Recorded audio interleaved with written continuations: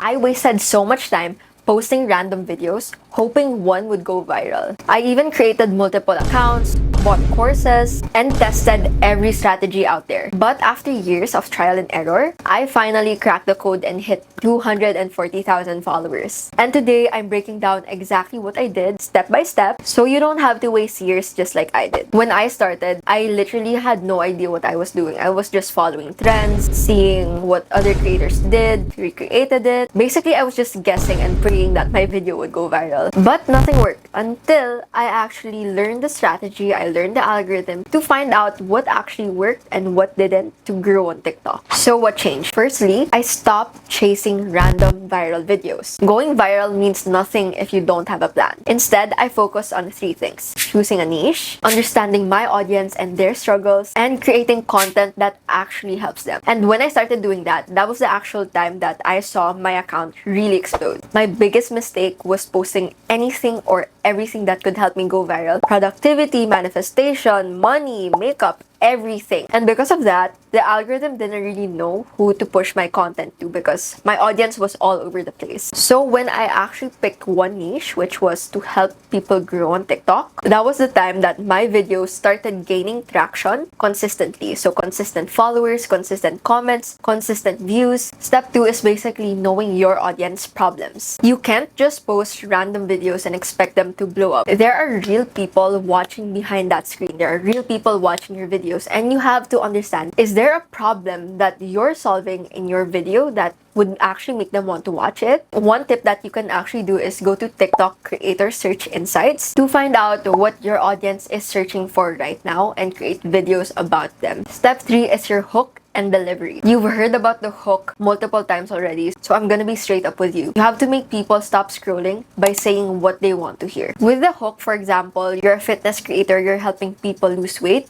Instead of saying how to lose weight, what you can say is, have you been working out but your weight is not going down? This could be the reason why. It's more engaging and it actually attracts more people in, which can make them stay in the video and watch your whole video until the end, meaning more views for you. And with your delivery, this is what will make that person stay in your video, because if you can't make that person stay in your video, TikTok won't push your content to more people, meaning no views. To make them stay in your video is to actually give energy, show your facial expressions, do what I'm doing, which is this big hand gestures. Basically, don't speak like a robot. Think of yourself actually speaking to a human being. How are you speaking? How are you gonna be presenting yourself? Because again, you're not creating a commercial, you're not creating an ad, you're making a video that people want to watch. An extra tip is with video editing. You can have a text on screen, zooming in just like this, or cut out the pauses in your video. A lot of creators actually did the same mistake that you should avoid, which is only chasing viral content, not building a personal brand, and thinking that followers is equal to money. You need to trust me. You have to make a real strategy if you want TikTok to become a full-time job for you. A posting routine that I recommend you doing, especially if you're just starting out,